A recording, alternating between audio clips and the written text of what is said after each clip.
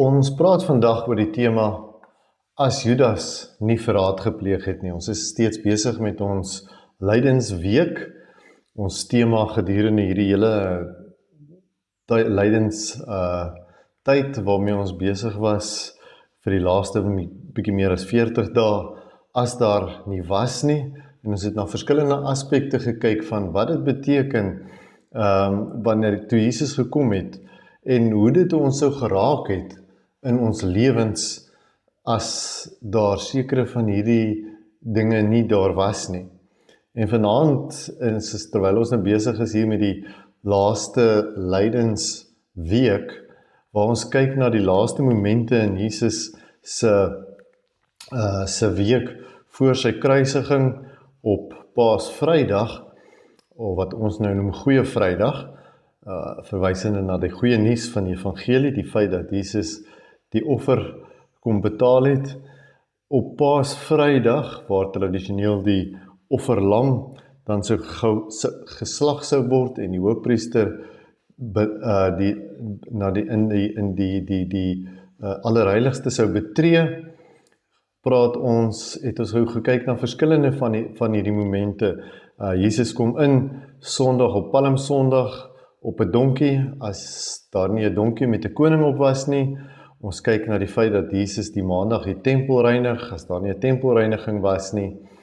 Ons het gekyk na die feit dat Jesus toe sy gesag gevestig het in die tempel en in sy rondgaan, as Jesus nie sy gesag so gevestig het nie vanaand.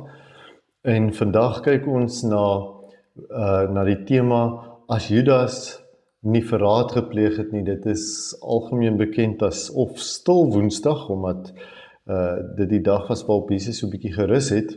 Stil Woensdag, of in Engels praat hulle baie keer van Spy Wednesday, want dit was die dag wat Judas toe nou begin onderhandel het.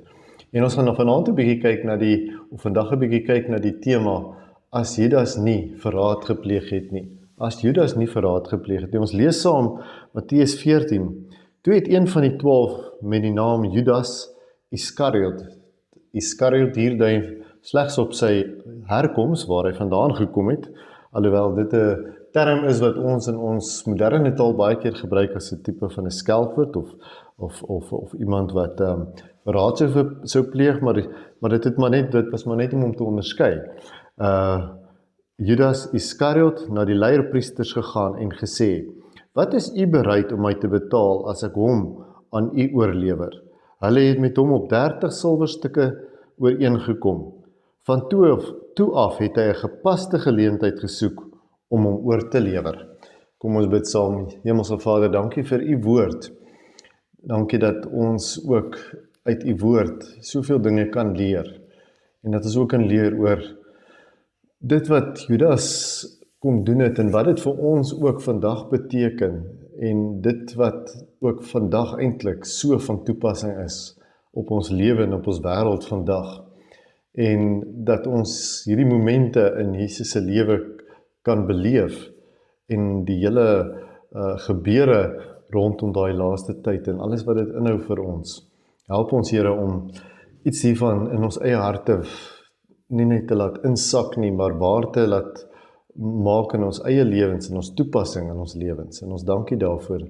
En ek bid nou, Vader, dat u vir hierdie woord, Heilige Gees, in ons harte en in ons gedagtes, in ons gees sal oopbreek, sodat ons ook daaruit gevoed sal word in Jesus naam.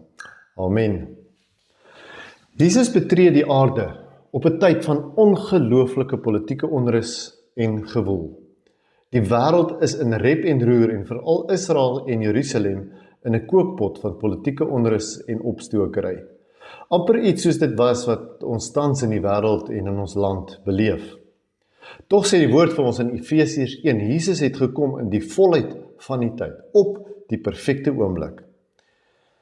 Jesus begin sy bediening en hy roep 'n paar disippels, stap met hulle 'n intense pad vir 3 jaar. Rus hulle toe en bemagtig hulle dan met die koms van die Heilige Gees om die kerk te begin en in die wêreld uit te gaan met die goeie nuus dat ons verhouding met God herstel is, dat die skeiding verby is, dat die tempel, die teenwoordigheid van God, nou hier is. Dat in Jesus daar redding, verlossing, regverdigmaking, geregtigheid, vrede, ware en oorvloed lewe is. Dat Jesus hierdie verstopping, dit wat die pyp verstop het, dit wat die vloei met hom verstop het, die verhouding met hom, hierdie doek of sluier soos die Bybel dit noem, kom wegneem en die sonde se leuen kom uitwys, vernietig en wegneem.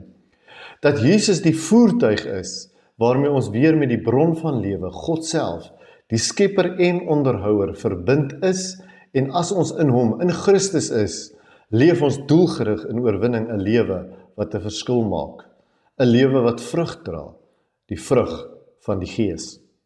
Behoort ons weer. Ons behoort aan die kerk en ons behoort aan hom, aan God, aan die tempel waar hy teenwoordig is. Hy is ons Vader en ons is sy tempel in ons liggame waar die Heilige Gees God se teenwoordigheid in ons daaglikse lewe inbring. Die soektog is verby. Die menslike poging is nie meer nodig nie. Die keuse is terug in ons hande. In Jesus is genesing, lewe, versoening, vrede, lig, water wat dors les, brood wat honger stil en herder wat ons help om in hom al ons weet te ken en by die regte bestemming uit te kom. En in Jesus het ons 'n ewige woning. Dit is die lewe wat die disippels, wat sy apostels later word, die kerk mee bemagtig en waarmee hulle die wêreld verander. Jesus se disippels lyk egter heel anders as wat ek en jy dalk sou gekies het, of wat ons uit 'n godsdienstige oogpunt sou oorweeg het. Een van hulle is Judas die Iskariot. As 'n seloot was hy 'n ywerige deelnemer van die Joodse politieke groep wat deur 'n terroriste aanslag teen die Romeinse beheer opstaan. Hy bly egter blind en maak op die einde die dwaase keuse wat hom nie net sy eie lewe kos nie, maar veral sy aandeel om te kan deel in dit wat Jesus kom vestig. Hy verraai Jesus. In hierdie politieke kookpot is Judas die een wat die ywerigste is en werk om Jesus se koninkryk te kom vestig, want hy was oortuig dat Jesus hierdie Romeinse beheer gaan omkeer. Hier is egter net een stukkie distorsie in hierdie verhaal. Dit wat hy homself visualiseer as Jesus se koninkryk en sy oordadige rol daarin, wat hy homself gun, lyk so bietjie anders as die koninkryk wat Jesus kom vestig. En dis wanneer Jesus Jerusalem binnery in sy finale optrede om sy koninkryk te kom vestig, die koninkryk van vrede, God se koninkryk, word 'n klomp mense bitter teleurgestel. Hulle verwag, nou is die tyd.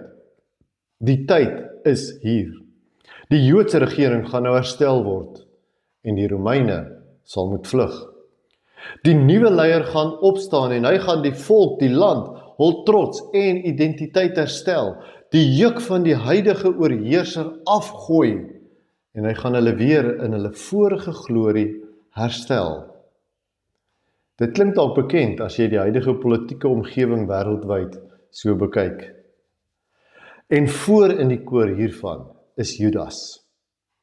En daarom, wanneer hy teen die middel van hierdie laaste week van Jesus se lewe op aarde besef, dat al sy verwagtinge, al sy hoop, al sy ideale waaroor hy gedroom het, nie gaan realiseer nie, vereenselwig hy hom dood eenvoudig met die res van die patriotte en besluit, dan moet Jesus liewer uit die weg geruim word. Want nou veroorsaak hy meer moeilikheid as wat hulle kan bekostig en doen nie wat hulle verwag het, die Messias sou kom doen het nie.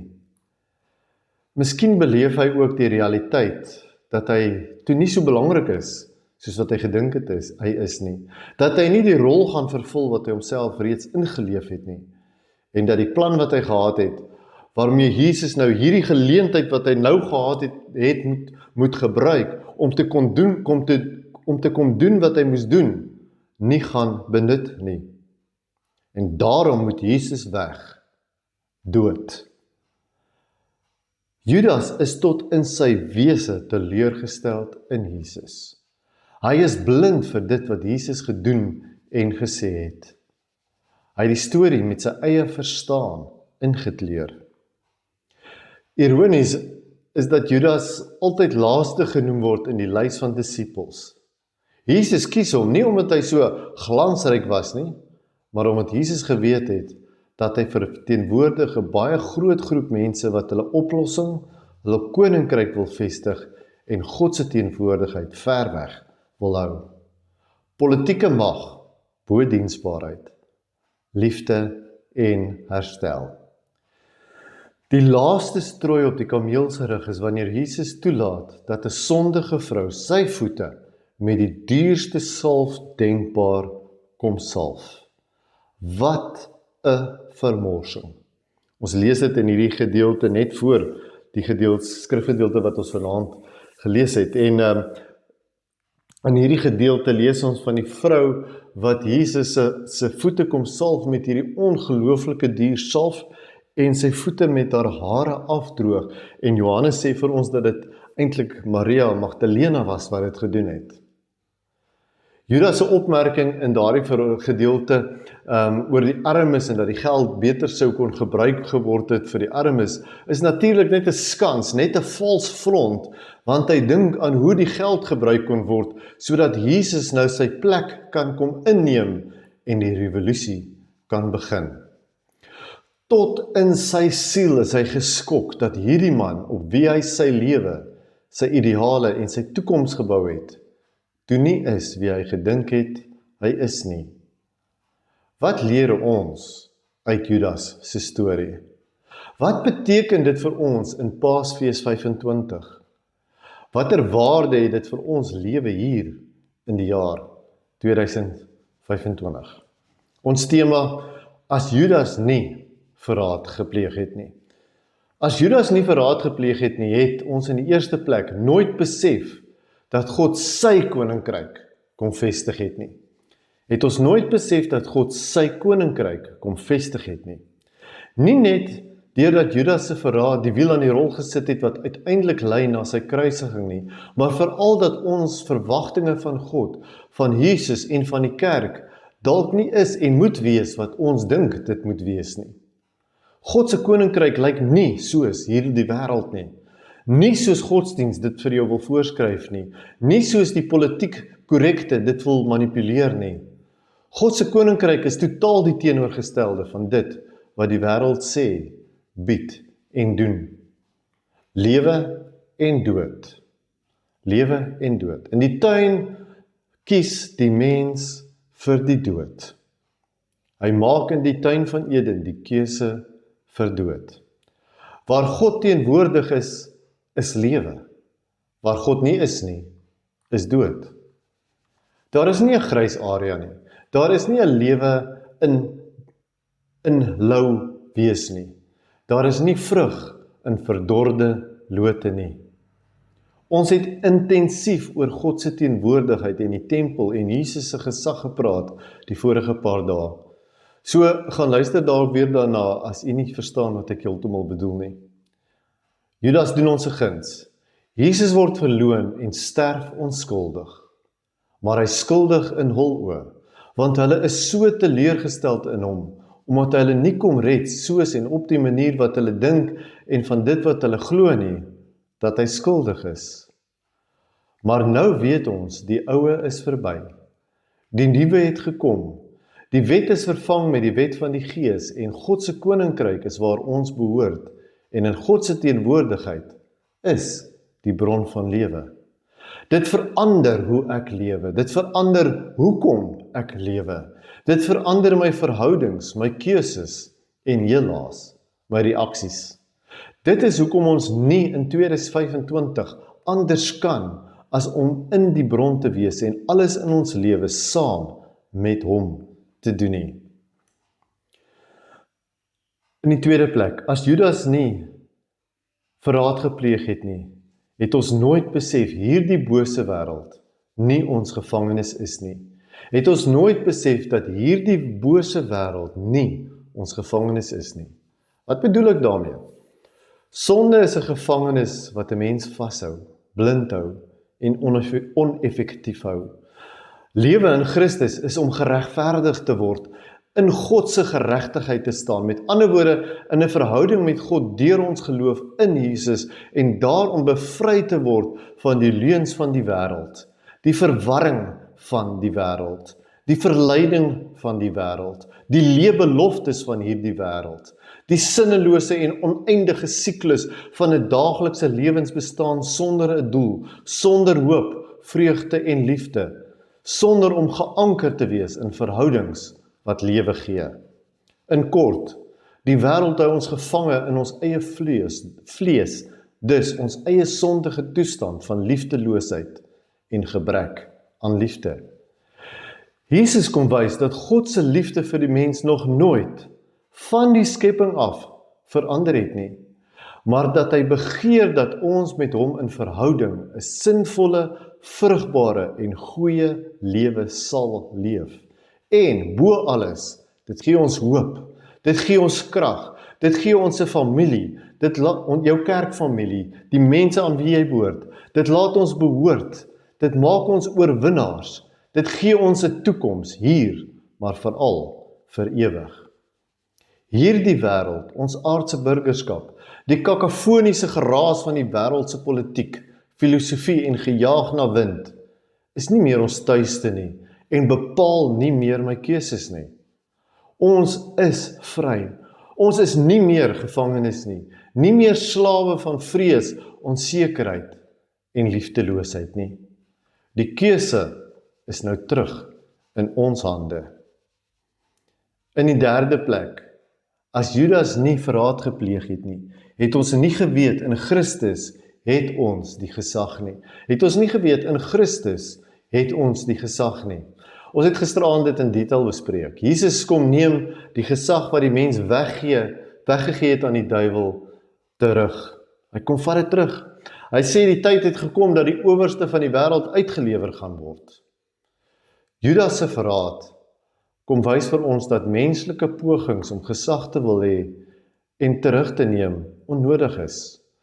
Dat godsdienstige en spirituele rituele en gebruike dalk so sekere goed 'n bietjie waarde kan inhou, maar dat dit jou nie met die bron gaan verbind nie. Dat gesag hier op aarde alleen, maar net tydelik is.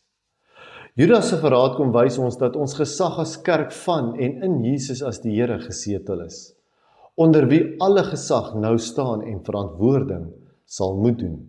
Efesiërs 1, ons het dit gister in detail gelees, ek gaan dit nou nie weer herhaal nie. Dat Jesus nou die hoof is. Ons hoof is dat Jesus nou die hoof is, ons hoof is en dat ons onder sy gesag is. Dat as kerk is ons die grootste gesag in die wêreld.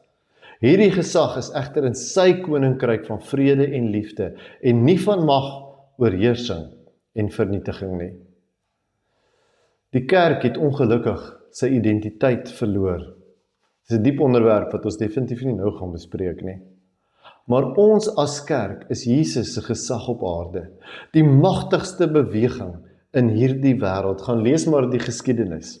Die mees invloedrykste organisme, maak nie saak watter taal jy praat, van watter nasionaliteit of afkoms jy is nie, of van jou kultuur, jou geslag, jou sosiale of finansiële status, of jou posisie in die arbeidsmag, of jou klas, of jou plek in die samelewing nie. Judas verraai vir Jesus, want Jesus oefen nie die aardse gesag uit, vestig nie die aardse koninkryk en kom herstel hul menslike of vleeslike begeerte na heerskappy nie. En omdat hy nie wil verstaan, hy Judas nou, dat Jesus ons bevry van die gevangenskap van hierdie wêreld en sy invloed nie. Judas kom doen ons 'n guns, want wanneer hy Jesus verraai vir menslike doeleindes, weens menslike verwagtinge en op grond van menslike agendas, kom leer ons daaruit dat God se wêreld, God se koninkryk, God se beginsels ewig is en ewigheidswaarde inhou. Hierdie lewe en hierdie wêreld is tydelik. Dit is wat Judas nie raak sien en besef nie. En daarom is die vraag vir ons hier in Paastyd, in Lydensweek 25, en in ons daaglikse lewe en uitdagings dit. Fokus ons so op hierdie tydelike lewe en wêreld, dat ons dalk die skat van God se koninkryk en ewigheidsprys mis. Raak ons so ontsteld, angstig en bevrees wanneer dit wat hier gebeur en met ons gebeur en om ons gebeur, ons aandag so vashou, dat ons Jesus en wie hy is en wat hy kom doen het, vergeet. En raak ons so verstrengel in die sorge en bekommernisse en genot en gierigheid en sinneloosheid van ons daaglikse lewensbestaan en oorlewing, dat ons nie meer aan die bron van die lewe gekoppel is nie, en daarom nie meer leef nie.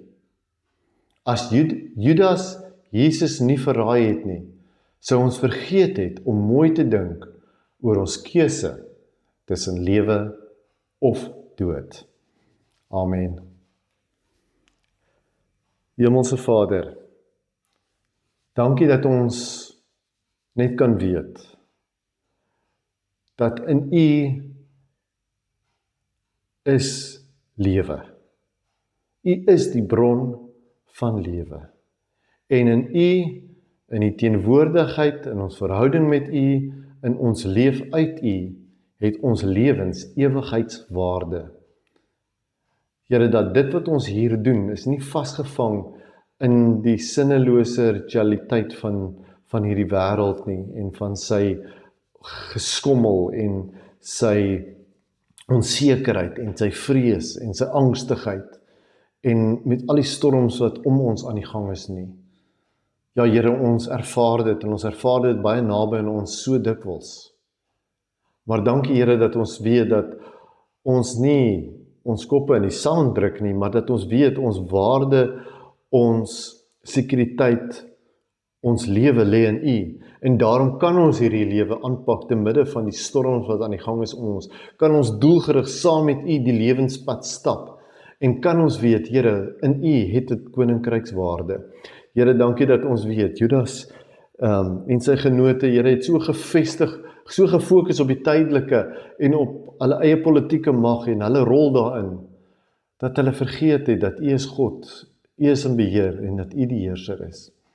Here, help ons om nie dieselfde fout te maak nie, maar om te besef dat U as Messias het die belangrikste ding kom herstel en net die koninkryk kom vestig, sodat die ander goed dan kan uitwerk vir ons en sodat ons binne in al hierdie ander dinge werklik waar 'n lewe kan leef. Ons eer die Here dat ons lewe saam met U werklik waar soveel betekenis het en soveel sin maak. Dankie vir Paastyd, dankie vir Paastyd 25 vir hierdie lydensweek. Here, waarin ons net kan dink aan dit. Here Jesus, U wat ons Here is, U wat die perfekte offerlam was, wat vir ons geslag is, sodat ons kan lewe, sodat alles wat ons geskei het uitgewis is, sodat dit nooit weer herhaal kan word nie, en sodat die boeye van gevangenskap, van sonde, van dood, van tydelikheid vir ons afgeval het. Here, omdat ons weet, die keuse is terug in ons hand. Help ons, Vader, om elke dag, om elke oggend as ons opstaan, lewe te kies, om elke dag lewe te kies, en om aan te hou, om lewe te kies, te midde van ons emosies, te midde van hoe ons gemoed dalk is, te midde van dit wat ons in die gesig staar, te midde van dit wat dalk in ons liggame gebeur, te midde van dit wat dalk in ons boerderye, finansies, besigheid, werk gebeur, te midde van al hierdie onsekerheid in die wêreld, te midde van ons eie geestes uitdagings, Here, ons gemoed, Here, selfs te midde van ons eie twyfel baie keer, dat U vir ons kom ophelp elke dag, maar help ons, Here, Heilige Gees, om te kies, en in die eerste plek net, te kies, om vir U aan te roep, U naam op ons lippe te neem, en U te dank, vir dit wat U vir ons kom gee het. Dankie, Here, dat ons weet, Al is dit waarin ons leef tydelik is, dat U ons juis hier kom plant om ewigheidswaarde by te dra. Dankie dat ons waarde het in Christus Jesus, ons Here. Amen.